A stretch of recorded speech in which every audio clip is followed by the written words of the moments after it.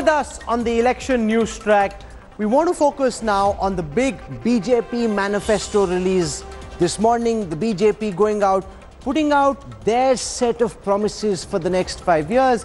Leader after leader from the BJP's top echelon making the point that the opposition is just making empty claims, whereas their vision is backed by the credibility and the belief that they'll get the job done if they get back to power on the 23rd of May. Here's a quick look at the BJP's manifesto release.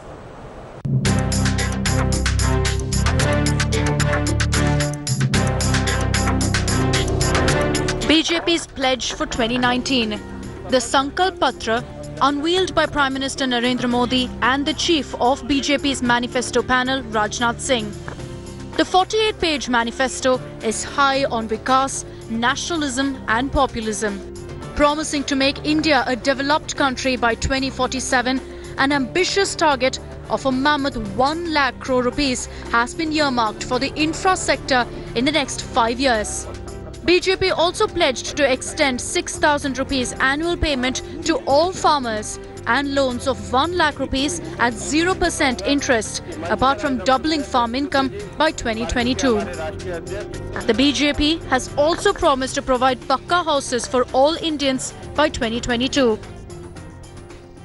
सरकार की सबसे बड़ी कोशिश होती है last mile delivery की, और इसलिए वन मिशन वन डायरेक्शन लेकर के हम आगे बढ़ना का हमारा निर्धारित मंत्र है.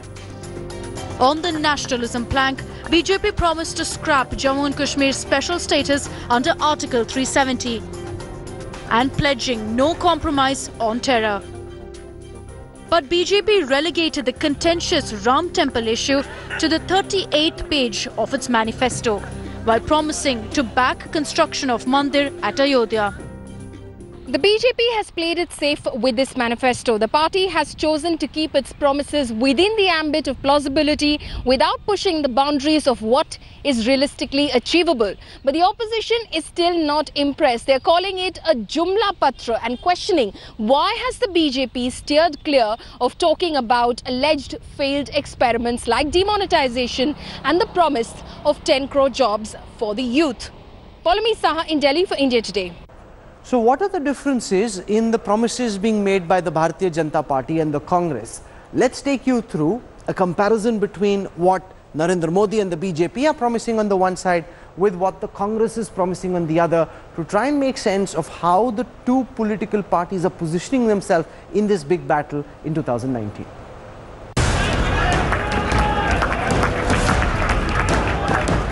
The BJP and Congress are involved in an intense war of manifestos.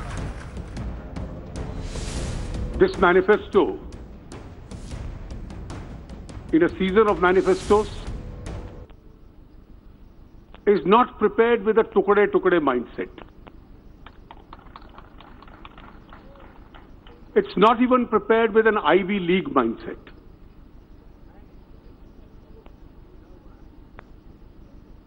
This has been prepared with a strong nationalist vision. मैं समझता हूं कि ये जो घोषणा पत्र है, ये झूठ बनाम न्याय है, और मैं समझता हूं कि ये सिर्फ और सिर्फ झूठ का गुब्बारा है. India Today decodes the two manifestos issue by issue.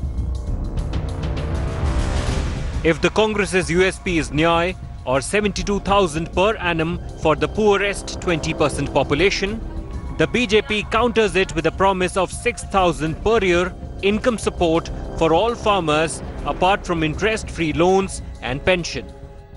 हमारे प्रधानमंत्री जी ने शासन की बागडोर संभालते ही कहा था कि हम 2022 आते आते किसानों की आमदनी दोगुना करेंगे. यह हम फिर से अपने उसी संकल्प को दोहरा रहे हैं और उस दिशा में हम 5 वर्षों में तेजी से आगे बढ़े हैं. 1 लाख तक का क्रेडिट कार्ड पर जो लोन मिलता है, उस पर 5 वर्षों के लिए रेट ऑफ इंटरेस्ट 0% होगा. 0% ब्याज दर पर 1 लाख का वो कर्ज नहीं. If the Congress made one big promise in the form of Nyay, the BJP is promising a bouquet of welfare schemes. The party has promised to bring percentage of India's poor to single digit and provide food and housing. While the Congress pledged to fill 22 lakh vacancies in government, the BJP has identified key sectors which will actually generate employment. The starkest contrast is on nationalism. While the Congress promised troop cuts and review of AFSPA shield for forces and repeal of sedition law, BJP's manifesto motto is Nation First, pledging to scrap Article 370 and give a free hand to forces against terror. Bureau Report, India Today. Joining us to talk about the Bharatiya Janata Party's manifesto, we're joined now live from Patra by one of the senior most ministers in the Modi Sarkar, Ravi Shankar Prasad. Ravi Shankar ji, welcome to India Today. I want to show you this word cloud analysis that the India Today team has done, which compares the 2014 BJP manifesto with the 2019 manifesto. It's very clear in this manifesto there's a lot of focus on security. In 2014, if you were to do a comparison, there's a lot of focus on infrastructure, on digital. This time the infrastructure more on security, and the maximum focus of course seems to be on the word development, which is used 75 times by the BJP in its manifesto. Your broad thrust, according to you, of this manifesto, Mr. Prasad.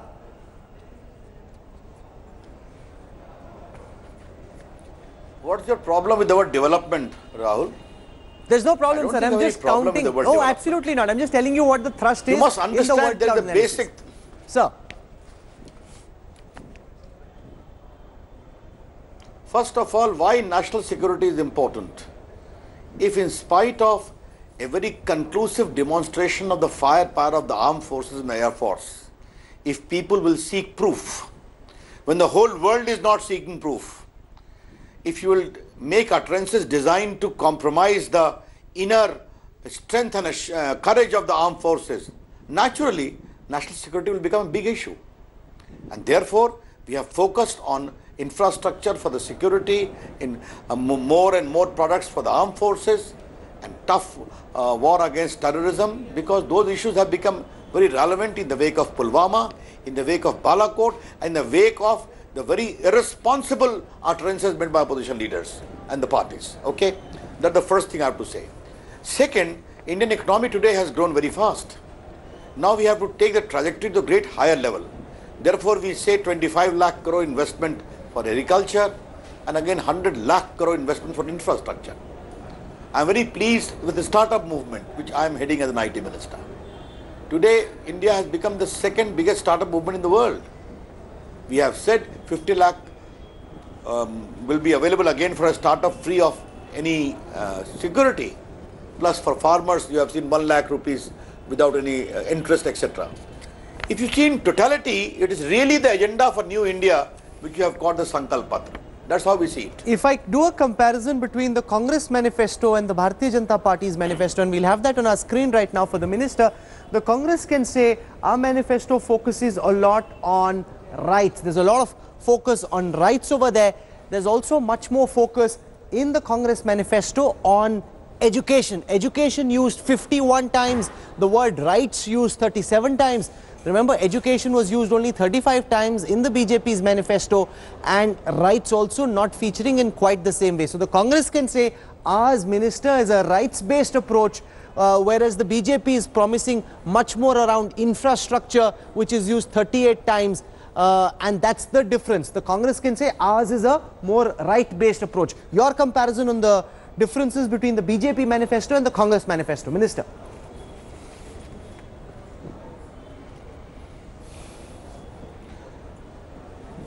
Allow me to say one line in Hindi. दिन में सपने दिखाने पर कोई पाबंदी नहीं है जनाब राहुल कंवल. कांग्रेस पार्टी सपने दिखाती है. Are they coming to power? Who is their leader? Who is their prime minister? What is their program? It is a slippery Mahagathbandhan which has floundered even before takeoff.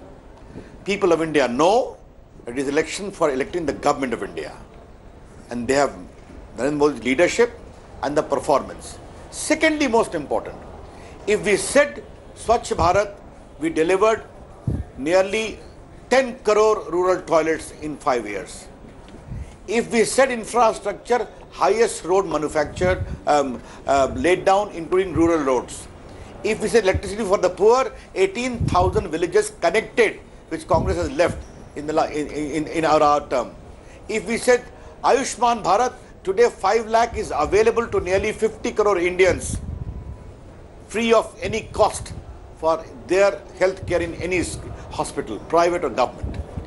And as an electronic minister, if India has only 2 mobile factories when we have come to power, today India is the second biggest mobile manufacturer in the world. Therefore, from Ujjwala to Ayushman to roads to health care to everything is there. Delivery has already been done, not promised. The people know that ultimately it is the last mile delivery which is the crux, and they trust our government, not the slogans like Garibi Hatao of 71, nothing happened, bank nationalization, nothing happened, 34 crore bank account opened by Modi government. The people will see all these things. You keep on counting rights, you keep on, and by the way, Mr. Rahul Kaul, on education, there is a proper comprehensive chapter. How many IITs we opened? How many IIMs we opened? You have seen my whole operations in IT department, the connectivity with all the colleges and institutions of higher network of internet is all there for to see. Therefore, we believe what we have done, we need to build upon. They believe on making false promises, making castles in the air. That is the difference. Minister, what about Nyay? Is there a concern? Because there was one theory which said that the BJP would respond to Nyay. You said that there will be pension for small and medium farmers, but there is nothing which involves monthly transfers in the way that Congress and Rahul Gandhi are promising it. Are you concerned that the idea that garibon ke bank account mein seedhe paisa aayega, this could to some extent hurt the BJP's chances? How are you hoping to counter that and to negate that, Minister?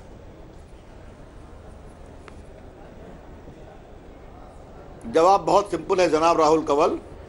हमने पिछले 5 साल में 6,25,000 करोड़ गरीबों के bank account में direct benefit transfer कर दिया।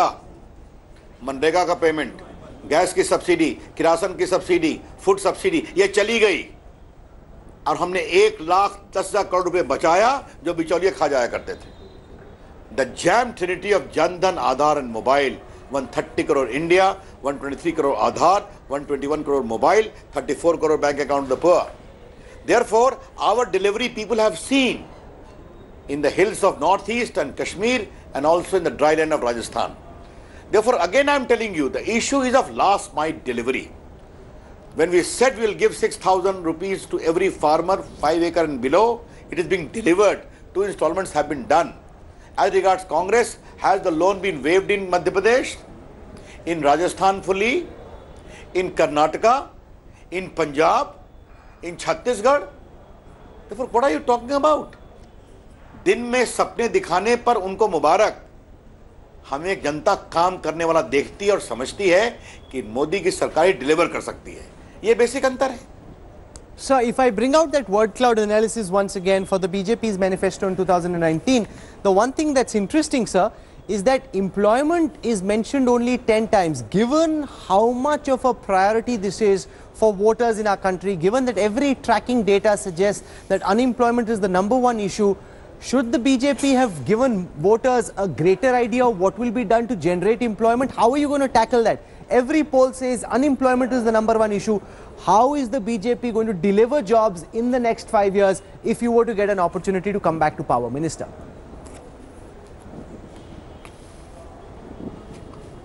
Now listen what we have done.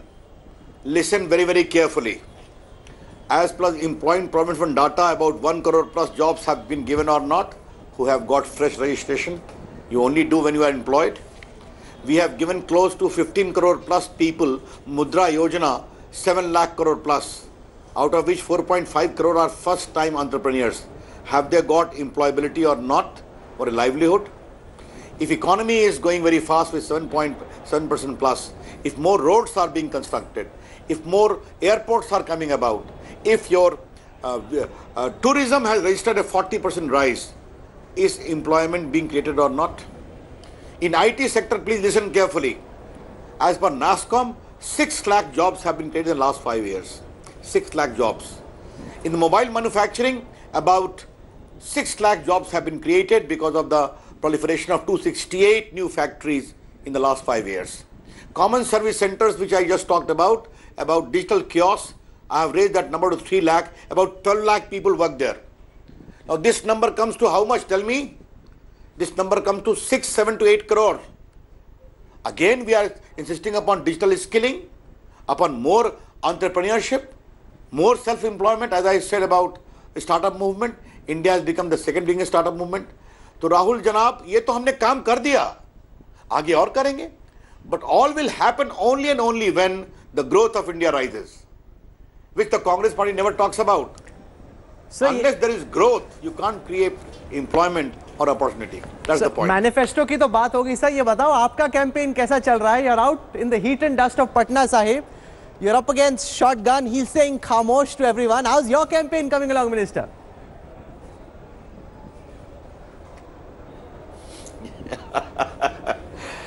देखो भैया राहुल बाबू, मैं पटने का हूँ, यहीं पैदा हुआ, यहीं पढ़ा लिखा.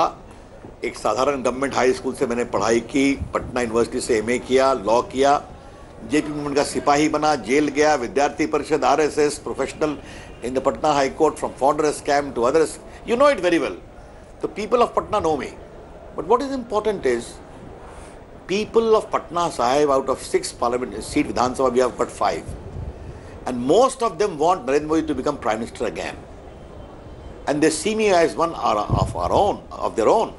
And also they want Narendra Modi to be re-elected again and keep India on the path of development. Plus NDA is very resurgent, very strong, very cohesive. And who is in Mahagarbandhan and who is out, no one knows. This is how I see it. I see it as an election of hope versus opportunism. All right, I'm going to leave it over there. We hope to see you in action on the campaign trail very soon when we come down to Patna. But for the time being, Minister, after a long day, you've joined us this evening. Thank you very much. Wish you and your party all the very best. Ravi Shankar Prasad, straight out of the campaign trail, joining us in here to talk about the word cloud analysis and the thrust priorities of the BJP and the Congress coming through in their manifesto.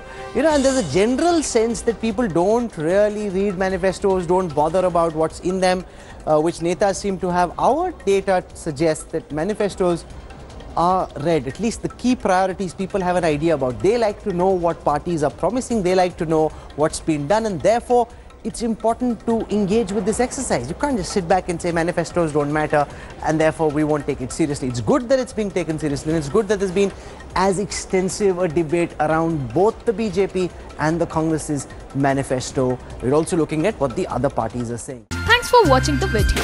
For more such news and updates, please like, share and subscribe to India Today. Also check out our other great videos from our channel. We know you would love to.